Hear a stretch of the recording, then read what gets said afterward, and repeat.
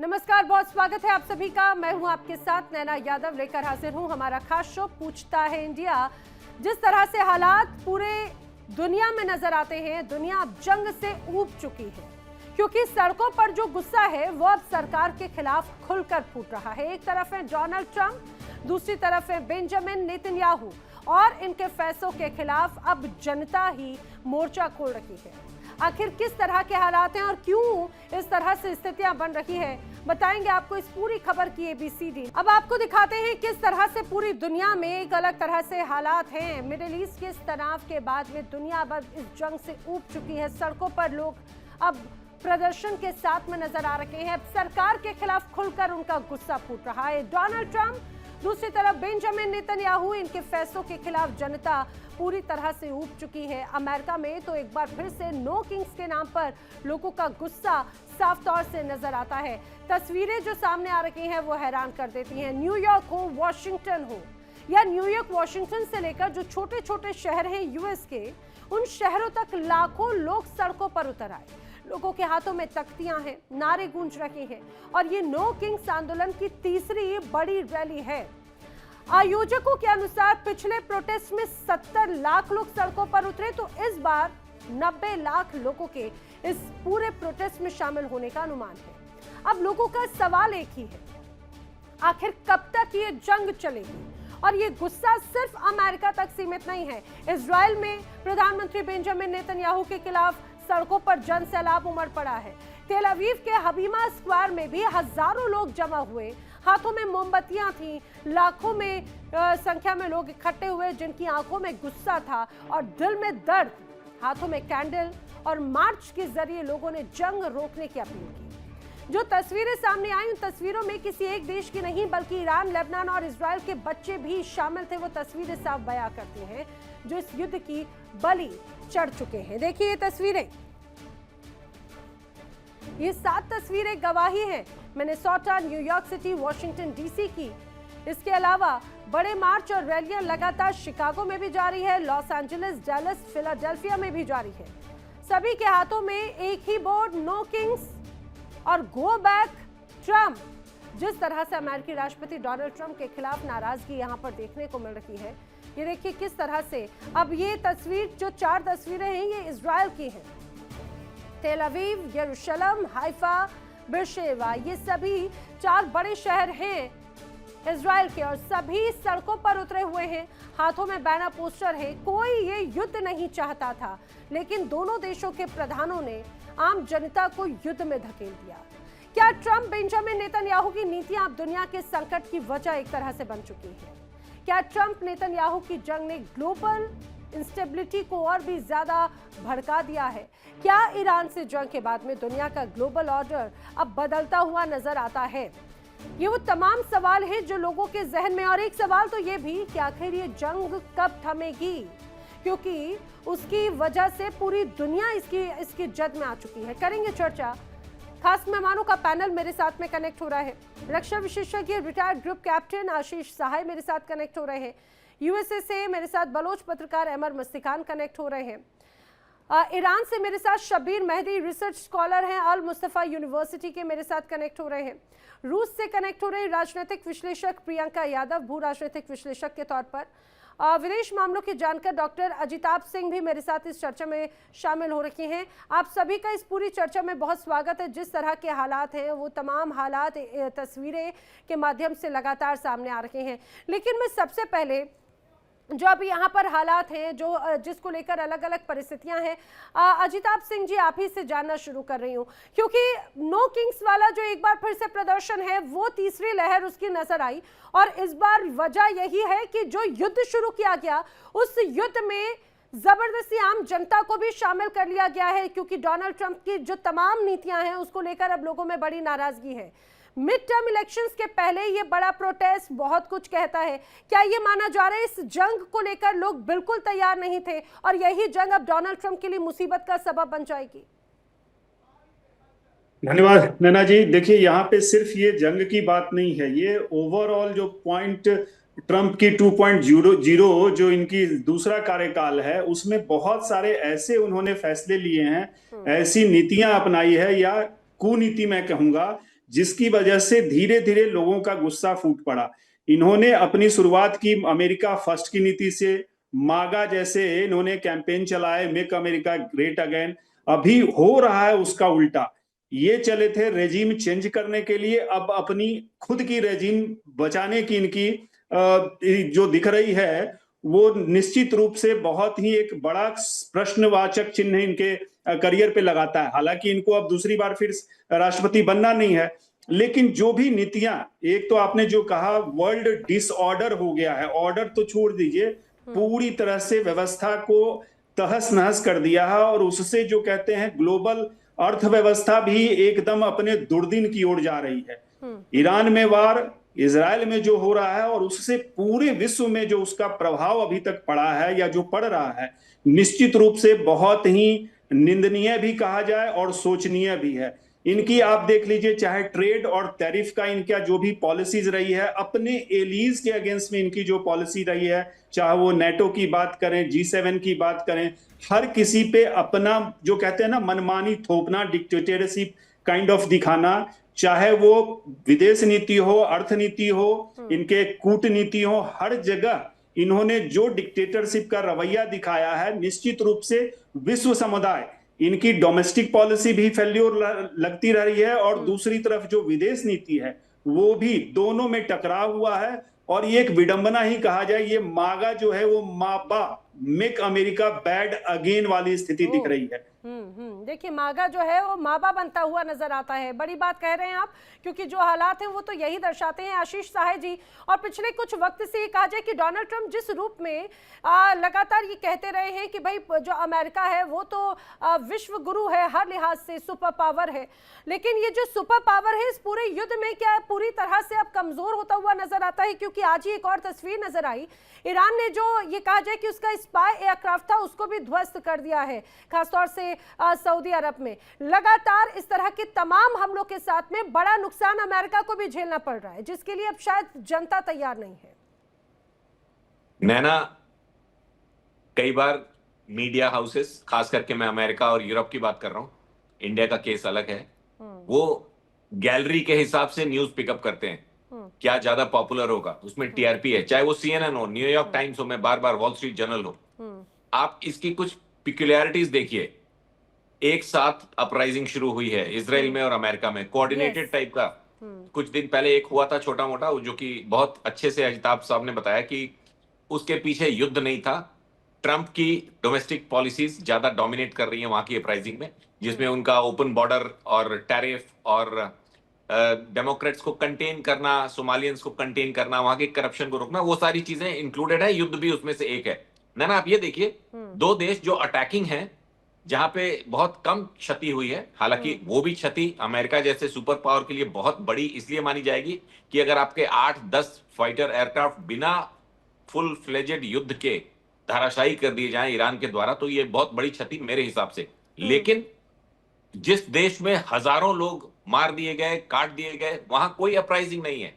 Iran जिसका पूरा infrastructure बर्बाद हो गया, हजारों बच्चे, मासूम लेडीज मार दिए गए, वहां पे किसी को कोई तकलीफ नहीं है, कोई सड़क पे नहीं आ रहा है।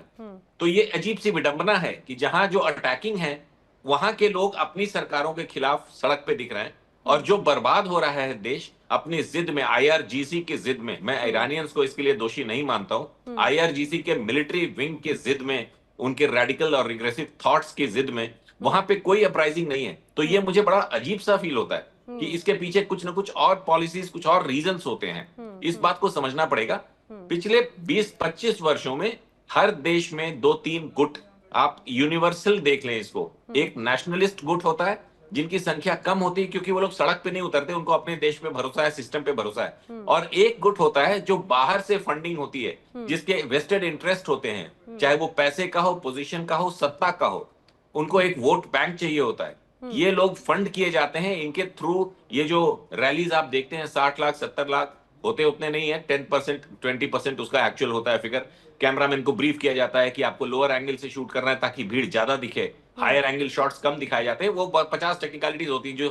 जो इवेंट मैनेजर्स होते हैं इस तरह के शोडाउन के, उनको ये बताया जाता है कि लोगों को कौन सा बैनर देना है, बैनर पे क्या लिखना है, against Trump. So all said and done, मैं ये कह रहा हूं, क्योंकि हमने देखा कि इसके पहले भी जो no kings hashtag no kings बड़े लंबे वक्त से चलता रहा, वो ये चाहे बात ये का जो इमिग्रेशन पॉलिसीज को लेकर हो या फिर यहाँ पे जो भी तमाम परिस्थितियां रखी हैं उनको लेकर लगातार बड़े स्तर पर नाराजगी देखने को मिलती रही. और नो किंग्स वाला ही प्रोटेस्ट पिछली बार 70,000 से ज्यादा लोगों के शामिल होने की बात कही गई थी. 70 लाख से अब तो इस बार दावा किया जा रहा है कि इस बार 90 लाख से ज्यादा लोग शामिल किए जा रहे हैं. और वही आपने कहा कि टाइमिंग और प्रोटेस्ट का तरीका, जो तस्वीर यूएस में नजर आती है वैसे ही हम यरूशलेम में देखते हैं, तेल अवीव में देखते हैं या इजराइल के अलग अलग शहरों में देख रहे हैं. जी, तो इसके पीछे आप मान के चले कि एक ग्लोबल एक्टिविटी चल रही होती है जिसमें मैं नाम लेके बता सकता हूं, जिसमें जितने भी ईरान के आईआरजीसी सपोर्टर्स हैं, जिनके पास श्रीनगर से भी पैसे जाते हैं करोड़ों रुपए कि खुमैनी साहब मार दिए गए. मुझे उस पर कुछ नहीं कहना, लोगों की उनसे एफिलिएशन होगी, उनसे बहुत मानते होंगे उनको as a religious leader, but उनकी जो लोकल पॉलिसीज जिसका ग्लोबल एक इम्पैक्ट दिखता था ऑल ओवर द वर्ल्ड, वो कंसर्निंग होता है. एट द सेम टाइम दूसरी तरफ जॉर्ज सोरोस जैसे लोग बैठे हैं अमेरिका में, जो किसी भी एस्टैब्लिश्ड गवर्नमेंट को डिस्टेबलाइज करने का एक दलाली का धंधा चलाते हैं. इसमें भी उनको बहुत से पैसे उनके एनजीओज को मिलते हैं, आपको पता होगा. तो इस तरह की एक्टिविटीज को देख के ओपिनियंस को स्विंग करना, ओपिनियंस को चेंज करना, ये एक मीडिया का, वेस्टर्न मीडिया खास करके, और जो लेफ्ट क्लीनिंग मीडिया है, मैं बार बार कह रहा हूं, उसमें उनके वेस्टेड इंटरेस्ट हैं, पैसे का, पोजीशन का, नेटवर्क का और फिलॉसफी एंड आइडियोलॉजी का, कि पूरे दुनिया में 50 साल बाद कौन सी आइडियोलॉजी प्रिवेल करनी चाहिए, इस पे वो लोग काम करते हैं. इसके लिए, इसीलिए आप हमेशा देखें इंडिया सिंगल आउट होता है, चाइना सिंगल आउट होता है, जहां पे इस तरह की आइडियोलॉजीज को अभी भी बहुत डीप रूटेड होने की वजह से सक्सेस नहीं दिया जाता है. लेकिन फ्रिंज एलिमेंट्स यहां भी हैं जो उस तरह की सप्रेसिंग ऑप्रेसिव आइडियोलॉजीज को सपोर्ट करते हैं. तो इससे टेलीविजन पैनल के डिस्कशन से इस तरह की आइडियोलॉजीज पूरी पॉपुलर हो जाती होंगी शॉर्ट टाइम के लिए, बट नेशनलिस्ट का नैना जो ग्रुप है हर देश में, चाहे वो इटली हो, फ्रांस हो, यूरोप पूरा हो, चाइना हो, रशिया हो, इंडिया हो, यहाँ पे नेशनलिस्ट ग्रुप को थोड़ा वोकल होने की जरूरत है, ऐसा मुझे लगता है. जी. और सर सबसे खास बात तो मैं अपने दर्शकों को ये भी बताते चलूं, एक बार वो तस्वीरें भी दिखाएंगे जो मास लेवल पे लोग सड़कों पर उतर कर आए हैं. डोनाल्ड ट्रंप जो अपने आप को ये कहते रहे हमेशा से कि भाई वो एक पूरी दुनिया में शांति के एक चहेते हैं, और ये कहा जाए कि शांति की है, हमेशा पुरोधर की बात करते हैं कि हर रूप में शांति होना चाहिए जहां जहां पर जंग हो. लेकिन ये बात अलग है कि जहां जहां पर बड़े हालात युद्ध के बने वहां पर फुटप्रिंट्स हमेशा से अमेरिका के नजर आए, और पिछले कुछ वक्त से तो डोनाल्ड ट्रंप की भी यही वजह है. देखिए एक बार ये तस्वीरें, कभी वेनेजुएला में, कभी ग्रीनलैंड को लेकर धमकी, कभी रूस यूक्रेन युद्ध, और अब तो एक बार फिर से डायरेक्टली जिस तरह से ईरान और इजराइल के युद्ध में अमेरिका की एंट्री हुई, वो तो इस बात को एक तरह से दर्शाता ही है. अब आने वाले वक्त में क्या हालात है ये देखने वाली बात है, लेकिन पूरे 1 महीने हो चुके हैं इस पूरे हमले के साथ में. अहमद मस्तिकान जी, आप यूएस से सीधे कनेक्टेड हैं, मुझे जरा बताइए कि आखिर अमेरिका फंस कहां पर रहा है, क्या वजह मानी जा रही है, क्या स्ट्रेटेजिक मिसकैलकुलेशन डोनाल्ड ट्रंप की टीम का एक तरह से ईरान को लेकर रहा, जिस वजह से अभी तक उनका एस्केप प्लान या फिर एग्जिट प्लान सक्सेस नहीं हो पाया है, और जो वो चाहते थे वो हो भी नहीं पाया, ना रिजीम चेंज हुआ, ना ही वहां पर कंट्रोल कर पाए. ये नमस्कार, आपका बहुत शुक्रिया. मुझे जो मुझसे पहले भाई ने कुछ बातें कही उस पर मुझे थोड़ा सा हैरत हो रहा है, क्योंकि इस वक्त जो डोनाल्ड ट्रंप हैं वो तो घटिया तरीन सदर हैं अमेरिका के. आपने देखा किस तरीके से आसिम मुनीर की उन्होंने तारीफें की. आपको, हमें सबको पता है कि आसिम मुनीर उनका दलाल है, और जिस तरीके से पहलगाम में आके उन्होंने लोगों से पूछा आपकी धर्म क्या है, तो जब उन्होंने जवाब दिया मैं हिंदू हूँ, तो उन्होंने कत्ल किया. आसिम मुनीर के ऑर्डर पे हुआ है ये. इस किस्म के आदमी को जो ट्रंप ने 10 मरतबा उसकी तारीफें की, उसके बाद अगर कोई कहे कि भाई ये जो मुजाहरे जो हैं इसके पीछे किसी का पैसा है या कोई, ये गलत है. देखिए, बात ये है कि अमेरिका में 30% लोग रिपब्लिकन हैं, 30% डेमोक्रेट है, और 40% जो है वो इंडिपेंडेंट है. और ज्यादा से ज्यादा लोग इस बात पे आ रहे हैं कि अमेरिका की रियासत अपने इंटरेस्ट से ज्यादा इजराइल के इंटरेस्ट में काम करती है. और ये जो जंग ईरान के ऊपर मुसल्लत किया गया है वो गलत जंग है, अनजस्ट है, कोई इसकी जवाब नहीं थी। देखिए, हम कोई ईरान के आयतुल्लाह के हामी नहीं थे, लेकिन जब बुलिंग होती है, जब कोई किसी और के तरफ से उनके ऊपर हमला होता है बिला जवाब, तो हमें जो बुली होता है उसको कंडेम करना हमारे लिए लाजिम है। और ये इंडिया इस वजह से इतना कामयाब रहा है कि वो इंडिपेंडेंट रहा है। देखिए, पाकिस्तान जो है अमेरिका का चेला रियासत रहा है, इस वजह से पाकिस्तान का मुंह काला है। मैं उम्मीद करता हूं कि इंडिया उस रास्ते पे ना जाए जिसके पाकिस्तान चल के आज पाकिस्तान जो हाल हुआ है। ये जो ट्रंप कर रहे हैं, पहले उन्होंने कहा कि भाई न्यूक्लियर हथियार है, फिर कहा कि बैलिस्टिक मिसाइल है, अब जाके उनके इंडस्ट्रियल बेस के ऊपर हमला कर रहे हैं, स्कूलों कॉलेजों के ऊपर हमला कर रहे हैं। ये इंसानियत के खिलाफ इंसानी वॉर क्राइम्स हो रहा है। वॉर क्राइम्स के खिलाफ हर किसी को और अहमद मसीकान जी, और खासतौर से डोनाल्ड ट्रंप की टीम खुद ही कई बार ये कहती रही, क्योंकि कुछ समय पहले एक रिपोर्ट आई थी, उसमें कहा गया था कि ईरान को जिस तरह से हाइप क्रिएट करते हुए बताया गया कि भाई ये दुनिया के लिए बड़ा खतरा है, अमेरिका के लिए खतरा है, अमेरिका के लिए ऐसा कोई खतरा नजर नहीं आ रहा था ईरान में। फिर क्यों किसी जंग में अपने हाथ जला लिए हैं अमेरिका ने? देखिए, अमेरिकन एक कॉकरोच भी तो ईरानियों ने नहीं मारा है। ये कहाँ की बात कर रहे हैं? पहले इजराइल ने जाके इराक के ऊपर जाके हमला करके वहां पर गड़बड़ किया। फिर सीरिया में जो है, सीरिया में अमेरिकन CIA ने ISIS के साथ हाथ मिला के काम किया।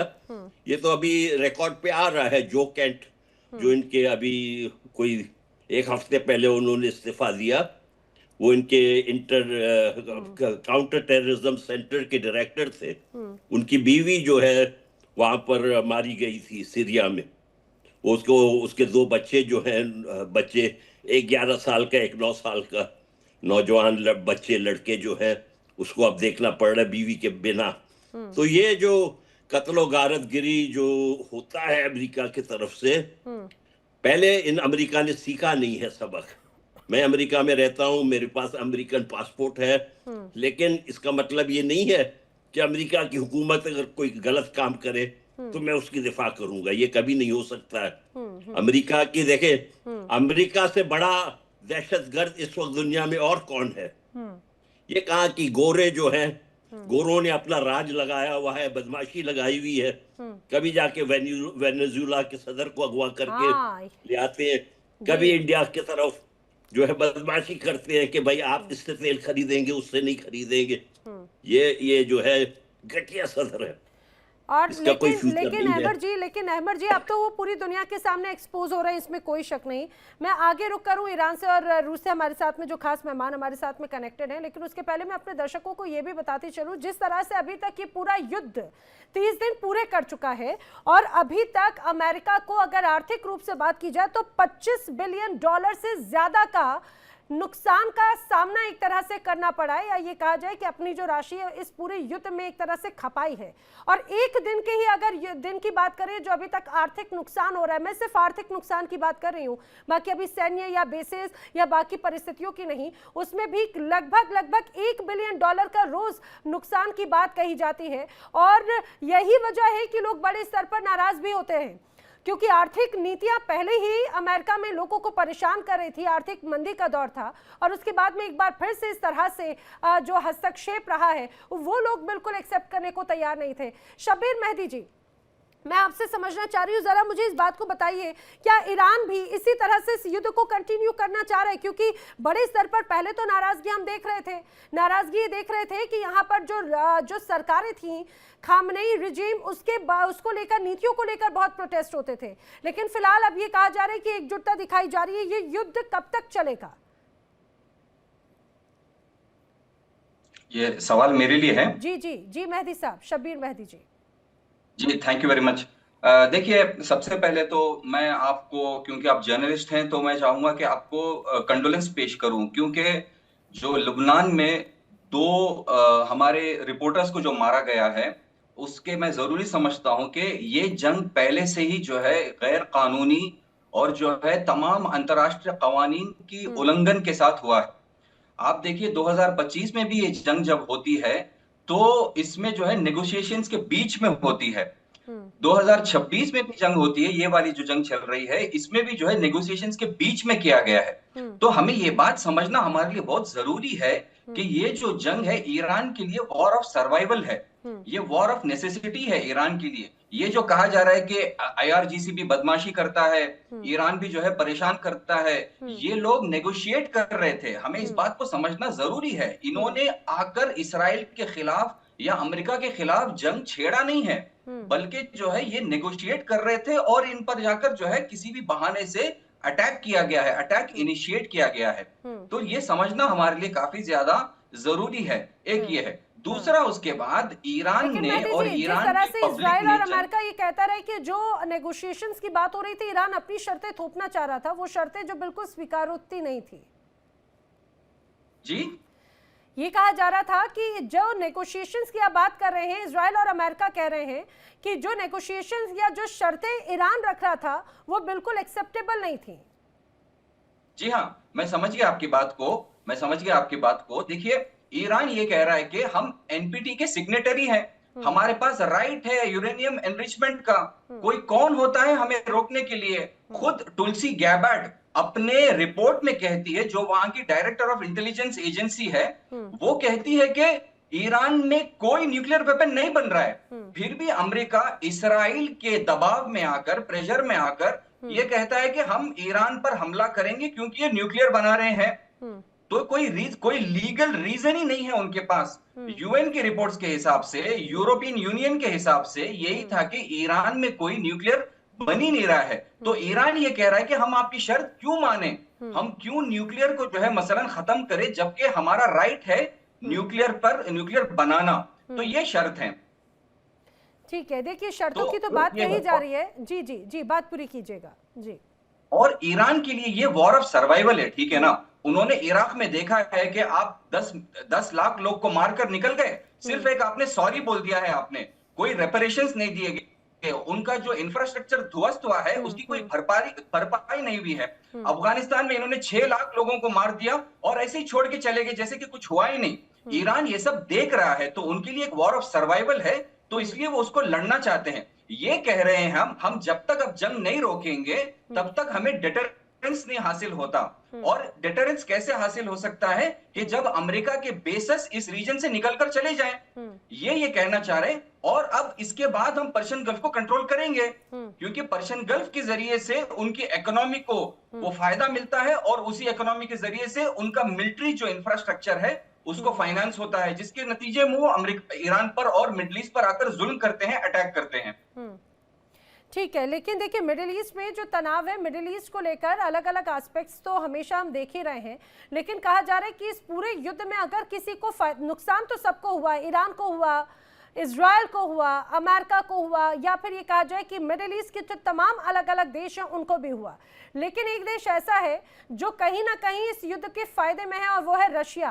प्रियंका ज्यादा बेहतर तरीके से बता पाएंगे, हमारे साथ में इस दौरान कनेक्टेड है प्रियंका यादव, भू राजनीतिक विशेषज्ञ के तौर पर। प्रियंका, जिस तरह से ये पूरा युद्ध हुआ, कहा जा रहा है कि डोनाल्ड ट्रंप का बड़ा इन्वॉल्वमेंट था रूस और यूक्रेन के इस युद्ध के बीच में, लेकिन ईरान के साथ की इस लड़ाई ने एक तरह से माइंड डाइवर्ट किया और जो फोकस वहां पर था रशिया पर आक्रामकता का, वो पूरा इधर की तरफ आ चुका है। वहां पर अभी हालात ठीक हैं या अभी भी वैसे तनावपूर्ण है? सबसे पहले तो धन्यवाद नैना जी आपके शो में बुलाने के लिए। रशिया के अंदर माहौल जो है इंटरनल कुछ और है और एक्सटर्नल कुछ और है। जैसे पहली बात तो मैं आपको बता दूं, जब ये युद्ध शुरू हुआ था तो सैंक्शंस और ऑयल सप्लाई कट होने की वजह से मिडिल ईस्ट से, तो यहाँ पर इंटरनली जो बोला जा रहा है कि it's an opportunity for Russia, internally actual में ऐसा बोला गया था कि इंटरनली जो माहौल बनाया गया है कि yes it's an opportunity for Russia. 2 तरीकों से, एक तो उसका ऑयल का बेनिफिट है, ऑयल में अपॉर्चुनिटी है, दूसरा अगर ये युद्ध होगा तो अमेरिका को यूक्रेन के अंदर जो भी एयर डिफेंसेस है वो मिडल ईस्ट शिफ्ट करने पड़ेंगे, एंड उसका जो इम्पोर्टेंस है, उसका जो फायदा है वो रशिया का हो जाएगा इन अपने ऑपरेशंस को यूक्रेन के अंदर इंटेंसिफाई करने में। लेकिन मीडिया स्तर पर रशिया इसको कंडेम करता है, रशिया इस जंग को कंडेम करता है, और Russia is not anti war, but Russia is also not pro Israel. Russia is anti Israel, anti America and pro war. Okay. So इस तरीके का कुछ, अगर हम इंटरनल और इनके जो मीडिया के जो रिपोर्ट्स है उन दोनों को कंबाइन करके अगर हम कंक्लूड करें तो इस तरीके का कुछ पिक्चर है रशिया में। बट एक चीज और है कि रशिया का जो गवर्नमेंट है उसको तो बेनिफिट है कि उनका ऑयल और गैस अब सैंक्शन हट गया है उनके ऊपर, ट्रेड का फर्टिलाइजर्स का सैंक्शन भी हट गया है उनके ऊपर से, तो ये तीसरी अपॉर्चुनिटी भी है। बट जो यहाँ के एलिट्स है, यहाँ के जो ओलिगार्क्स है, उनके लिए बहुत बड़ी प्रॉब्लम आ गई है। वो लोग बहुत नाराज है ट्रंप से, क्योंकि उनको पहले सैंक्शन के टाइम पे जब यूरोपियन यूनियन और अमेरिका से उन पे सैंक्शन लगा था तो उनके सारे बिजनेसेस वहां से बंद हो गए थे, काफी इन्फ्लुएंस हुआ था। अब उसके बाद उनके पास जो मार्केट रह गई थी इंडिया, चाइना और अरबिक कंट्रीज। अब अरबिक कंट्रीज में इतनी इंस्टेबिलिटी होने की वजह से, इवन साइप्रस में इंस्टेबिलिटी, साइप्रस के अंदर रशियंस का 200 बिलियन का इन्वेस्टमेंट है बिजनेस एलिट्स का, और यूएई के अंदर इन्वेस्टमेंट, ईरान के अंदर बहुत बड़ा रशियन एलिट्स का इन्वेस्टमेंट है। तो इस वजह से Russian elites are very angry on Trump, और क्योंकि ये इंस्टेबिलिटी क्रिएट कर दी, अब उनके पास उनका वो मार्केट इस बीच ईरान के साथ में जो जंग के बीच में तो कई खबरें ये भी रही कि खासतौर से रशिया ने ईरान का बड़ा सहयोग किया। अमेरिका की जो तमाम वॉरशिप्स हैं या फिर उसकी पूरी मूवमेंट्स की जानकारी एक तरह से ईरान को दी गई, और यही वजह है कि ईरान ने बड़े सटीकता के साथ में उन हमलों को अंजाम दिया। अब इन परिस्थितियों को ध्यान में रखते हुए अंदर खाने बैकडोर चैनल से चर्चा हो रही है अमेरिका और रशिया की। वो कह रहे हैं कि भाई आप ये करना छोड़िए, हम आपके ऊपर पाबंदियां जो हैं उसको कंट्रोल कर देंगे, हालात बदलना पड़ेंगे, जो यूक्रेन को सपोर्ट किया जा रहा है उसको लूज किया जाएगा। जब Russian president Vladimir Putin US से गए थे, उनकी विजिट हुई थी, उसकी विजिट के बाद से ही उनके जो सन इन लॉ है जैरेड कश्नर, हर दूसरे महीने वो रशिया में आते हैं अनऑफिशियल विजिट पे। हर दूसरे महीने जैरेड कश्नर पुतिन से मिलने आते हैं अनऑफिशियल विजिट पे, जिसको पॉलिटिकल रीजन बताया जाता है, पीस टॉक्स के लिए यूक्रेन के मामले में। बट बातें ये भी आ रही हैं कि यहाँ पर कुछ सिर्फ पीस, आपको पता है डोनाल्ड ट्रंप की कौन सी ऐसी पॉलिटिकल डील होती है, कौन सी पॉलिटिकल डील करता है वो कहीं भी जाता है, पॉलिटिक्स के नाम पे वो business commercial deal, he is not a politician, he is commercialised politician, वो कमर्शियल डील्स करता है। तो वो हर दूसरे महीने यहाँ पर आते रहे हैं। लास्ट भी वो जनवरी के एंड में उन्होंने विजिट किया जैरेड कश्नर ने। और रशिया का सपोर्ट अगर मैं बोलूँ तो इन्होंने ये चीज क्लियर करी है कि इन्होंने जो है सैटेलाइट सपोर्ट तो इन्होंने दिया है, लेकिन थोड़ा इंटेलिजेंस सपोर्ट भी है, लेकिन इन्होंने इतना ओवरटली एक्सप्रेसिव सपोर्ट अभी तक नहीं दिखाया है। बट इनका जो स्टैंड है, मीडिया स्टैंड है, वो कंप्लीटली एंटाई है। ठीक है। देखिए, लेकिन यही जो सपोर्ट है, ये कहीं ना कहीं अमेरिका के लिए मुश्किल, इजराइल के लिए मुश्किल जरूर पैदा कर रहा था। आशीष साहे जी, यही प्रियंका की इस पॉइंट को लेकर जरा मुझे बताइए, यही जो एक सपोर्ट है एक तरह से इजराइल को और अमेरिका को थोड़ा तोड़ता हुआ नजर आ रहा था क्या? और यही वजह है कि अमेरिका की जो तमाम स्ट्रेटजीज हैं वो धीरे धीरे डाउन होती हुई नजर आई। चाहे बात स्ट्रेटजीज ये कहा जाए कि मिसकैलकुलेटेड वे में रही, उसको हल्के में आंका गया, और ये बिल्कुल उम्मीद नहीं की गई थी कि शायद रशिया का ऐसा सपोर्ट मिलेगा तो अमेरिका को इतना बड़ा नुकसान झेलना पड़ेगा। Naina, unfortunately again I may not agree, क्योंकि रशिया मेरा सब्जेक्ट रहा है, और जो प्रियंका जी ने एनालिसिस दी है काफी सटीक है, क्वाइट ओके, बट उसमें पॉइंटेड है कि रशिया ने through the known sources and through some of the friends in Moscow, उन्होंने जो आपको एक missile support, intelligence support, satellite support for communication, और उस जी जी, अच्छा, शायद कुछ रीजन की वजह से उनसे कनेक्शन एक तरह से ब्रेक हो गया है, लेकिन इसी सवाल का जवाब मैं एक तरह से लेना चाह रही हूँ जिस तरह से अभी तमाम परिस्थितियां बनी हुई हैं उसको देखते हुए। अजिताभ सिंह जी, जरा आप बताइएगा, ये जो पूरा भी एनालिसिस है, रशिया इस पूरे युद्ध की स्थिति में विन विन कंडीशन में है क्या? क्योंकि उसकी तो आर्थिक स्थिति भी इस पूरे युद्ध के बाद में बेहतर हो गई है, पहले से सैंक्शंस हट गए।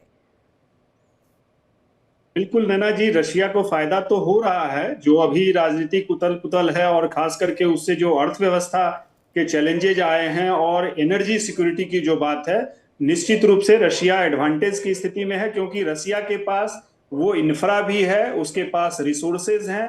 रूस अभी ऑयल के केस में अगर देखा जाए तो सबसे बड़ा एक्सपोर्टर भी रहा है, तो निश्चित रूप से विन विन है रशिया के लिए। बट दूसरी तरफ ये स्थिति पैदा करने में मुझे लगता है ट्रंप साहब ज्यादा रिस्पॉन्सिबल हैं। देखिए, अंग्रेजी के अल्फाबेट में कहा जाए तो अमेरिका फर्स्ट पहले आता है, लेकिन ट्रंप साहब की जो डिक्शनरी है या उनकी जो अपने डायरी है उसमें बिजनेस फर्स्ट आता है। यहाँ बिजनेस फर्स्ट मैं इसलिए कहता हूं कि जितने भी उनके एलियंस थे, जितने भी उनके साथ, सबके उन्होंने रिलेशन खराब कर दिए, व्यापार को प्राथमिकता देके उन्होंने सबसे। दूसरा मैं कहना चाहूंगा कि जितने भी एग्रीमेंट, देखिए अमेरिका ने बहुत सारी चीजों में लीड लिया और दुनिया को एक रास्ता दिखाने का काम किया है वर्ल्ड वॉर 2 के बाद से, निश्चित रूप से। लेकिन खास करके ट्रंप साहब के और ट्रंप के दूसरे कार्यकाल में बहुत विडंबना की बात है कि इन्होंने अपने बिजनेस को फर्स्ट किया और बिजनेस से ही इन्होंने रिलेशन को सेव करने की कोशिश की। आज आप देख लीजिए, क्लाइमेट चेंज से लेके और WTO की बात कीजिए, यूनाइटेड नेशंस के कम से कम ऐसे 30-40 संस्था हैं जो अंतरराष्ट्रीय संस्था हैं, वहां से अमेरिका को खींच लेना, अमेरिका के कमिटमेंट को पीछे करना, जो इन्होंने विश्व को एक रास्ता दिखाने का काम किया, आज वो रास्ता भटकाने का काम कर रहे हैं। और रूस और चीन, यहाँ पे चीन को भी आप मत भूलिए, दोनों इससे एडवांटेज लेने की स्थिति में है। इनकी जो एक तरह से कह लीजिए एग्रेसिव पॉलिसी रही है वार को लेके, अर्थव्यवस्था को लेके, ये दोनों चीजें विश्व व्यवस्था के लिए बहुत ही गंभीर समस्या पैदा की है और उसमें रूस और चीन उसका फायदा उठा रहा है। रूस चूंकि वहां यूक्रेन में उन्होंने उसको उलझा के रखा हुआ है, तो रूस समहाउ कम है अभी उसके पास, ठीक है, लेकिन विश्व के जो दूसरे देश हैं, खास करके मैं भारत की अगर बात करूं, भारत के पास ऑप्शंस क्या हैं? आपने पहले ईरान को बंद कर दिया। एक हमारे को पैनलिस्ट ने कहा कि भाई ईरान को वार्ता के बीच में खींच लेना। ये कई बार ऐसा हो चुका है ट्रंप के कार्यकाल में कि वार्ता में आगे बढ़ते हैं। आप टैरिफ की बात कीजिए, इतना मनमाना इनका रहा है, जो कहते हैं ना डिक्टेट दादागिरी का। टैरिफ के केस में देख लीजिए, इन्होंने अपने जो इनके खास हैं, कनाडा को कभी 51वां स्टेट बनाने की बात करते हैं, क्यूबा पे इनकी नजर है, वेनेजुएला को इन्होंने बर्बाद कर दिया, ग्रीनलैंड को लेने की बात करते हैं। मतलब इनका तेल, खनिज, ये सारे पूरी तरह से व्यापार ही इनका मेन ऑब्जेक्टिव लग रहा है और उससे यूनाइटेड नेशंस को भी इन्होंने नहीं। लेकिन सर, लेकिन बात ये है कि अभी भी इससे अगर खासतौर से रशिया को या पुतिन को ये लग रहा हो कि भाई इस युद्ध में वो विन विन कंडीशन में तो है, लेकिन क्या जो तनाव था वहां का वो ठीक हो गया, वो दूर हो गया, या उसके बाद में उनको एक बड़ा स्पेस मिल गया, सपोर्ट मिल गया, इससे भी मुझे लगता है कि बड़ी गलतफहमी हो जाएगी उनकी। बिल्कुल आप सही कह रहे हैं नैना जी, ऐसा नहीं है रूस को बहुत स्पेस मिल गया है, ऐसी बात नहीं है। ट्रंप किसी के नहीं है, ये फिर से मैं दोहराता हूं, ऐसा कोई सगा नहीं जिसको ट्रंप ने ठगा नहीं। तो निश्चित रूप से राष्ट्रपति पुतिन भी उसके भुक्तभोगी रहे हैं। ट्रंप की पॉलिसी के एक बहुत बड़ा डैमेज रूस को इन्होंने दिया है।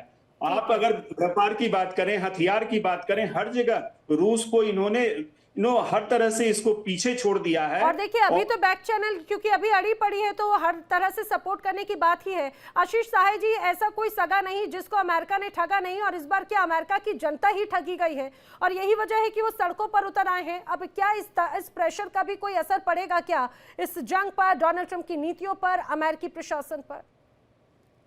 नैना, शायद मेरी एक्सप्रेशन से ये लगता होगा कि मैं प्रो ट्रंप बातें करता हूं, ऑब्जेक्टिव असेसमेंट बता रहा हूं। ये अकेला ऐसा इतनी मेजर कंट्री का लीडर है, मैं उसको वर्ल्ड लीडर नहीं मानता, ना ही उसको इतना सुपर पावरफुल मानता हूं। He has many drawbacks in his personality, major drawbacks जो कि उनके अपने नेशन के लिए, अमेरिका के लिए बहुत ही हानिकारक हैं। ये अकेला ऐसा प्रेसिडेंट है जिसने कॉग्निटिव मेडिकल टेस्ट अंडरगो किए हैं। कॉग्निटिव मेडिकल टेस्ट का मतलब होता है कि क्या उनकी दिमागी स्थिति ठीक है, क्या वो बात करने की स्थिति में है, क्या उनकी याददाश्त, उनका जो मैथमेटिकल कैलकुलेशंस, इस तरह के टेस्ट होते हैं, उसको ट्रंप एज ए प्रेसिडेंट उसने अंडरगो किया है। मतलब उसको अपनी इस मेंटल हेल्थ को प्रूव करने के लिए, लेजिटिमाइज करने के लिए इस तरह के मेडिकल टेस्ट लेने पड़ते हैं, और ऐसे बंदे के पास इतनी एक्सट्रीम पावर है। अनफॉर्चुनेटली अमेरिकन कॉन्स्टिट्यूशन में चीफ एग्जीक्यूटिव का जो दर्जा है कि वो स्पेशल ऑपरेशंस, जिसको आप वॉर कह रहे हैं, मीडिया वॉर कह रही है, ये वॉर नहीं है। वॉर वहां की सीनेट या वहां की कांग्रेस ही ऑथराइज कर सकती है। The president is not authorise to declare war,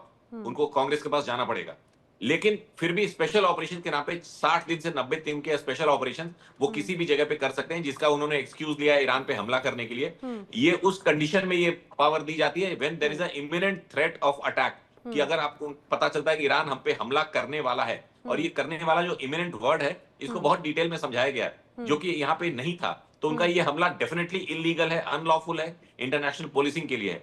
similarly Ajitabh ने बिल्कुल ठीक कहा कि he is not to be believed, he is not to be dependent upon, क्योंकि वो किसी का नहीं है, including his own countryman. But मैं बात कर रहा हूं एक लार्जर पिक्चर की, कि उसने अपनी लीडरशिप में जो 5 मेजर पॉइंट्स उठाए हैं। एक ओपन बॉर्डर पॉलिसी के वो अगेंस्ट है, जो कि दुनिया के हर देशभक्त को, हर मेजर कंट्री के लीडर को होना चाहिए। ये ओपन बॉर्डर कुछ नहीं है, दूसरे देशों के निकाले हुए लोग, आतंकवादी लोग दूसरे देशों में जाके असाइलम में, सेंचुरी सिटीज में बस जाते हैं, वहां क्राइम्स करते हैं। तो हर नेशन को अपना सेफगार्ड करने का हक होना चाहिए। Open border is a farce, जो कि अमेरिकन प्रेसिडेंट्स ने मीडिया के प्रेशर में पिछले कई दशकों से किया है, और अब वो खुद ही उसकी गंदी बातों को फेस कर रहे हैं।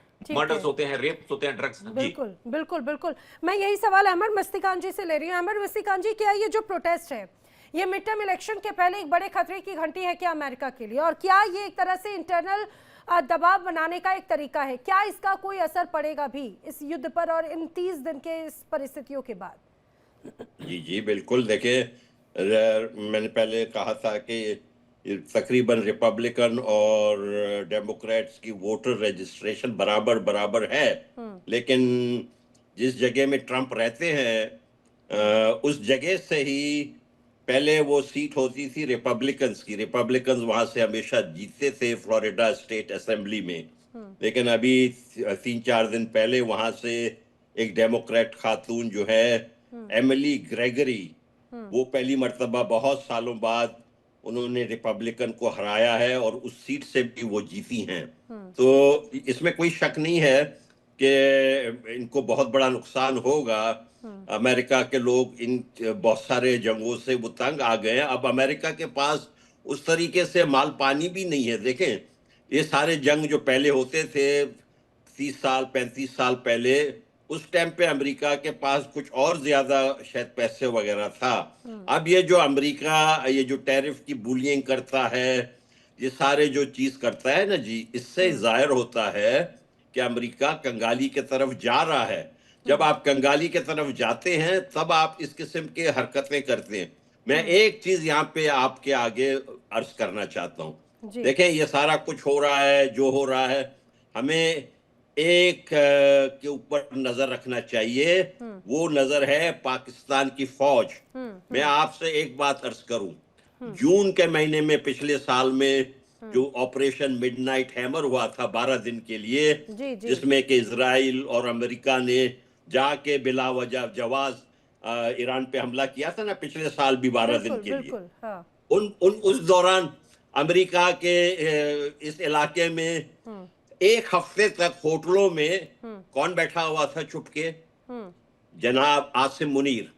और वो उसकी मुलाकात ट्रंप से कौन करा रहा था? सेंटकॉम के उस वक्त के चीफ माइकल कोरेला, जो इजराइल के खास वो इजराइल के इतने करीब समझे जाते थे कि माइकल कोरेला के लिए कहा जाता था कि वो इजरायली जो डिफेंस फोर्स है उसके वो सेकंड, एक तरह से वो उसके भी वो चीफ है। और अहमद जी, सबसे बड़ी दिलचस्प बात यह है कि जिस दौरान अभी आप और मैं चर्चा कर रहे हैं, एक बार फिर से पाकिस्तान जो है वो मीडिएटरशिप की कोशिश कर रहा है, जिसे पहले अमेरिका या ये कहा जाए कि ईरान की तरफ से डिनाई कर दिया गया। सऊदी, तुर्की और मिस्र के जो विदेश मंत्री इस्लामाबाद में मौजूद हैं, वो कह रहे हैं कि भाई एक बार फिर से मध्यस्थता की जाए।